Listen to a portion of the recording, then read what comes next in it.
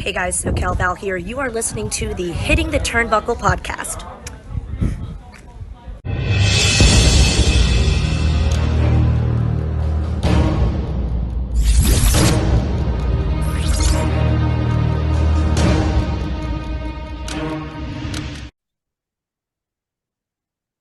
Welcome back, everybody, to the Hitting the Turnbuckle podcast. I am your host, Adam Cousins. And look, you may have missed him for the last few days, but we did say that he would be attending these shows while he's on holiday.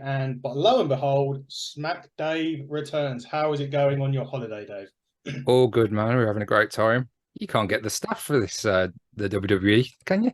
I can't get the staff at all. Just can't get them I in. tell you. I'm turning into Mr. Wrestling here. Mr. Wrestling 7 or whatever they're up to at the minute. Yeah. Let's get cracked on with SmackDown. So it started this week. The Usos come out and cut a promo. The promo was basically about the Bloodline Civil War. So the back end of last week saw Jimmy and Jay leave the Bloodline. They super kick Roman and super kick Solo, and they said they're basically going to have no problem doing that again. And they now basically welcome everyone to the Uso Penitentiary.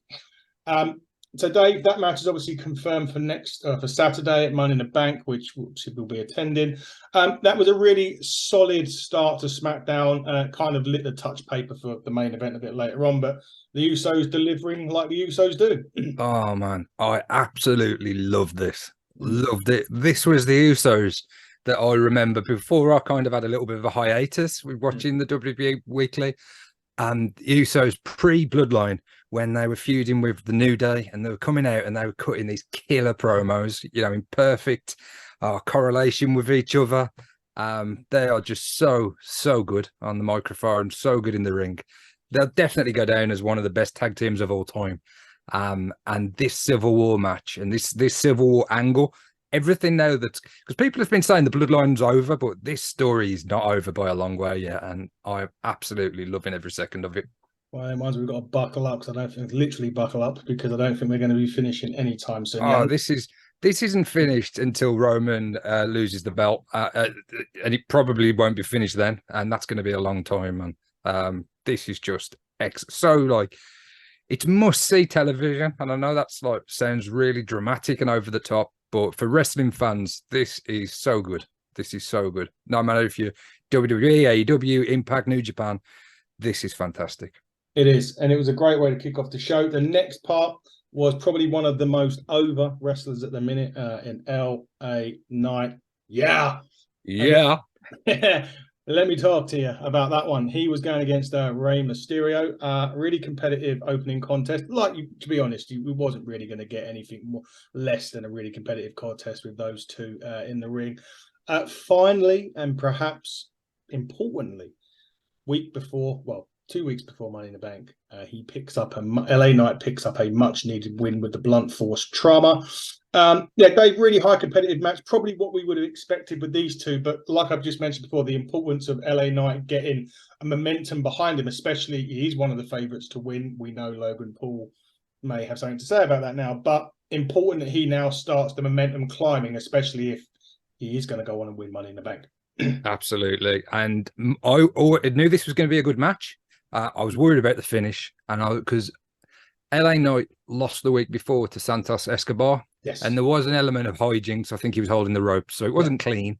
So I didn't like that LA Knight lost, but I loved that he won this week clean as a sheet. There was no gold in the ropes, tights, nothing. He hit his finisher and he beat him, and he can carry that momentum now into into Money in the Bank. I really, really hope they go with him for the win. As you say, Logan Paul throws a massive spanner into the works. Yeah. But he would be my choice. I think you strap a rocket to him. He's so entertaining. He's good in the ring. He's even better on the mic. This is somebody. The time is now for LA Knight. This isn't the time to be waiting and 6 months' time go try and go back to him. He's got the momentum now, so go with him now. Would be You've got to take it. You've got to go while he's hot. I mean, again, and I know that he had an interview the other day, and they mentioned about that they were worried about his age because obviously he's like 40 odd years old. That was when he originally come up to the main roster, while he wasn't going to be maximum male model. So if you're going to do it, everything's there. Yeah, we've seen it so many times before, you know, when they've been a bit either late pulling the trigger and it hasn't been as good as it could have been. Yeah. This now that I think, even though at the O2, sorry, in London, Pete Dunne's in the match, so I think Butch will get a huge reaction, and every time he goes for the briefcase, the crowd will erupt. I think they still will for LA Knight. Oh, they will. I think if Logan Paul gets it, it's just going to be booze, which maybe that's what they want. But yeah, I hope. Who's your pick, Ador? I've said it for weeks. do you think he'll win? Do you want him to win? But do you think he'll win? I thought he was going to win all the way up until Monday. Yeah. And now Logan like what you've said, he's throwing a massive spanner in the works, because is it going to be one of those things? Well, if he doesn't win it, but the other side to that is the likelihood that this winner challenges will be Seth Rollins. He's already fought Seth Rollins and lost. Yeah. So there is still that hope that next Saturday I'm going to be throwing my son up and down at the O2 because LA Knight's pulled down the men's Money in the Bank briefcase. Because again, from what we hear, it's going to be a successful cash in.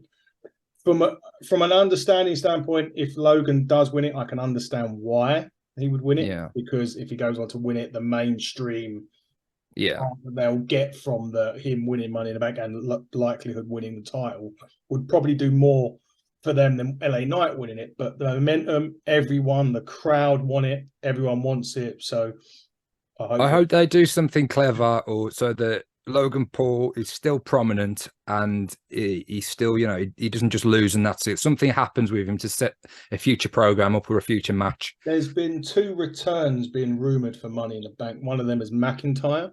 I personally think he will either not cost Cody, but he could come out and beat Cody. But if he's got Lesnar at SummerSlam, I'm thinking McIntyre attacks Rollins. Yeah. The other return that's been rumored is Randy Orton, because Rev Theory are releasing a new version of Voices on the day before Money in the Bank. Oh, cool. So I don't know. I mean, that could be just coincidental, you know, and all of that stuff. But could be that Seth wins it, says he's going to do an open challenge. Randy comes out. Could be that Randy Orton RKO's Logan Paul off the ladder, just comes out just because he can. You know, who knows? But it could be nothing. None I'd like that. I'd like a future one-on-one match with Orton and Logan Paul. I think that would be a great match. It would be. I mean, look, we're sitting there. These are the only stuff that's been Ruben. Nothing. Yeah. So we'll have to just wait. It's our favourite pastime, though, mate, with fantasy bookers. When you hear it as well, when you hear it online that they may be coming back and they want it, they definitely. Drew's the more likely one of the two to come back. It's just in what capacity. Talk of a heel turn for McIntyre. He's probably a better heel than he is a face.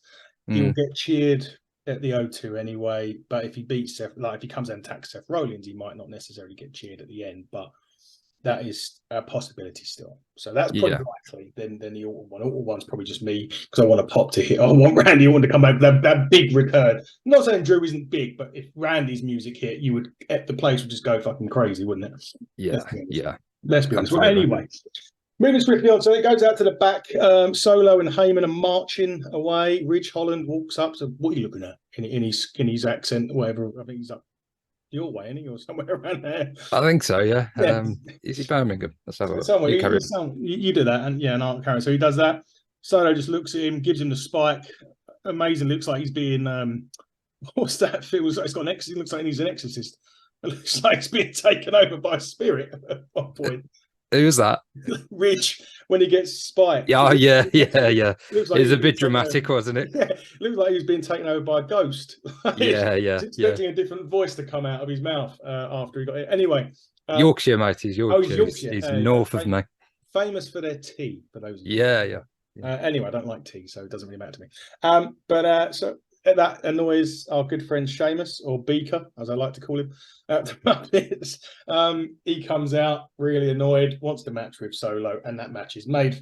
That's the main event, and I always say 2 big guys just beating the living crap out of each other.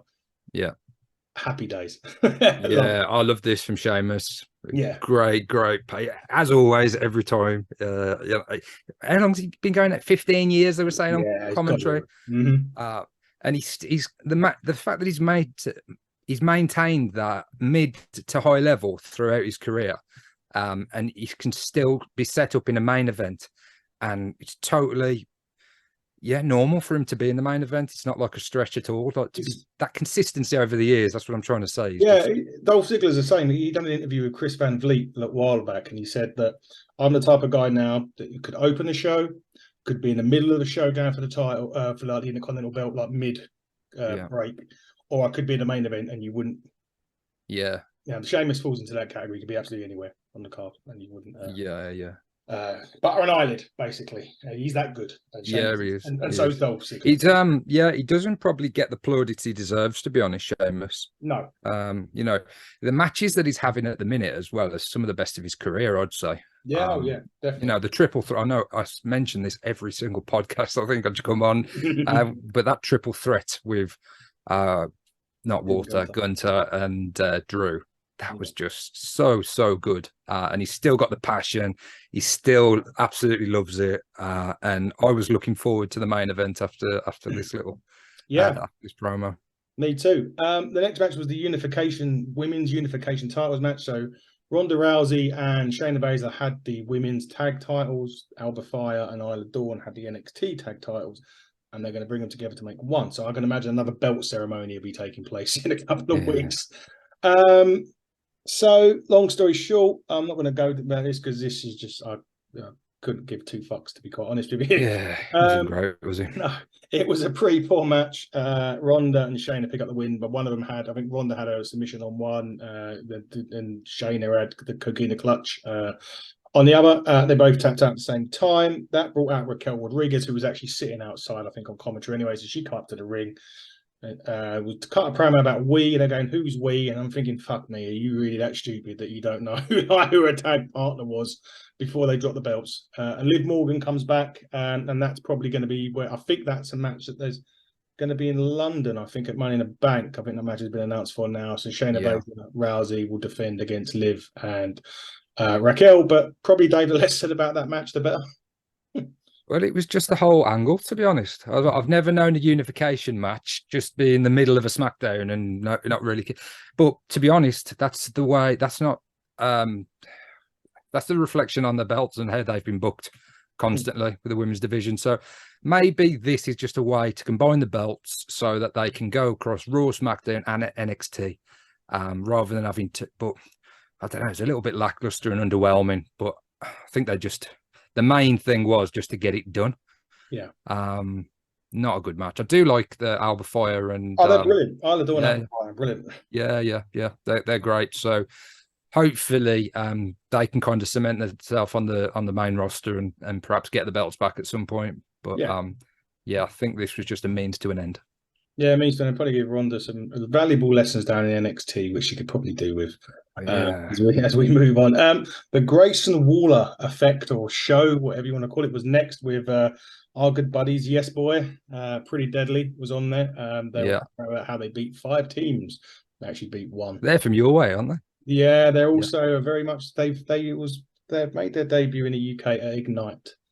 So there's so there you go. So from a night in Boreham Wood to SmackDown on the Grayson Waller effect, these guys come up basically. A couple of tickets left for Buckle Up. Anybody that goes to Buckle Up, you might see the next Pretty Deadly, perhaps. Well, there is no tag matches on the card, but you are right. You may see the next Pretty Deadly. There's probably a lot more. There we got there's a great lot of action going on at Buckle Up, and as Dave said, there is limited tickets available. So if you'd like to join us, just go to Ignite Wrestle Pro, and there's a nice little barcode that you can scan that will take you to the ticket page.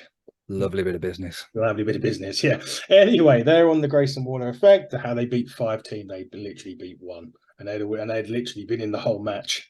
It was funny though, because everything they said was actually true. Yeah, it was. It was no, true. It wasn't. Yeah, they told no lies. They told no lies at all. No. Anyway, it was funny though. These are good. These guys are really entertaining, actually. And I'm looking forward to seeing more of them moving forward. And we will. Next week they take on Sammy and Kevin for the Unified Tag Team Championships at SmackDown on next Friday at the O2. Anyway, that brought out the Street Profits, which set up a tag team match. Which, again, it was a run of the mill. It was a standard run of the mill tag, nothing special, nothing not bad, just not particularly great. Pretty Deadly ended up sneaking the win out of this, and again, sort of mentioning where I think they're going in the future.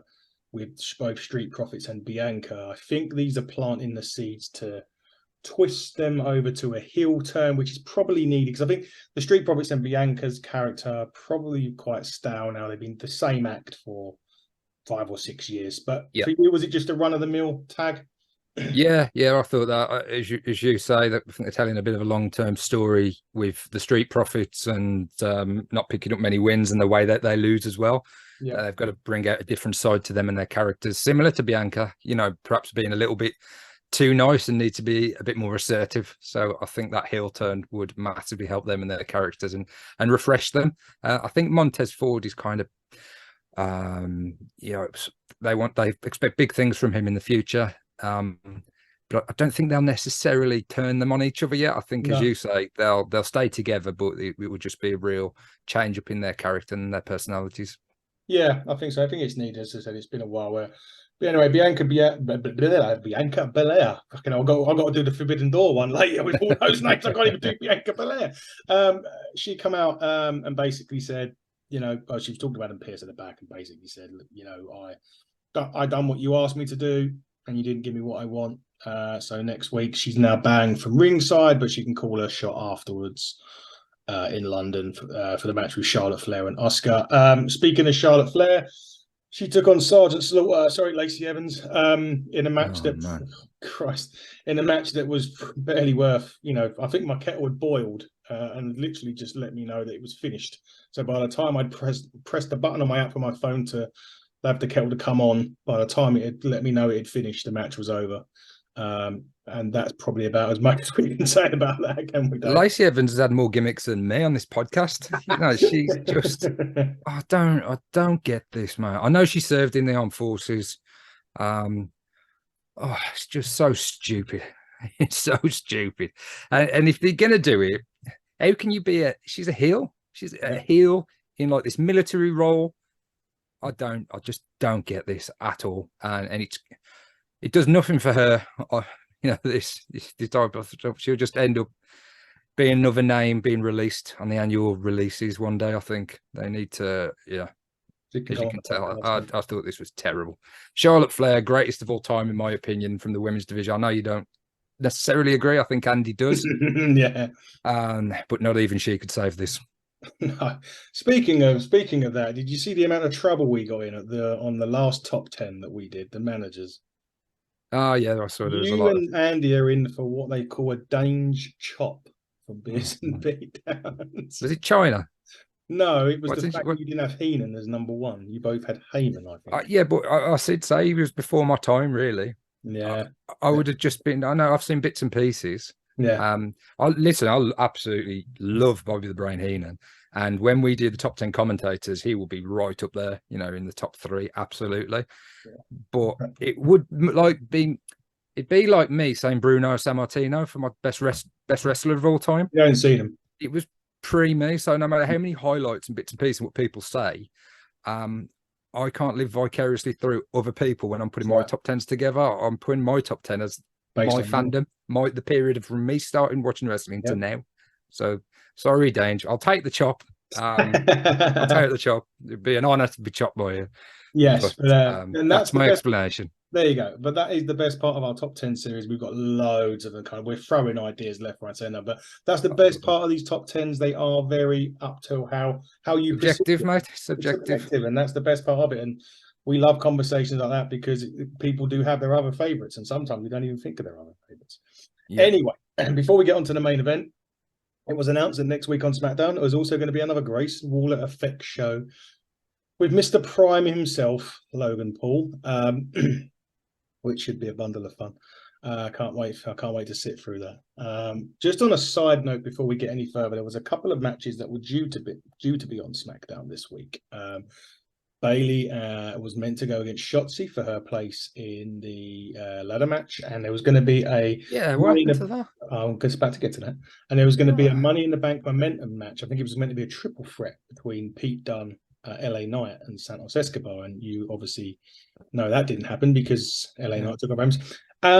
So just so everybody knows, those changes were made by Vince McMahon about 2 hours before the show went on air.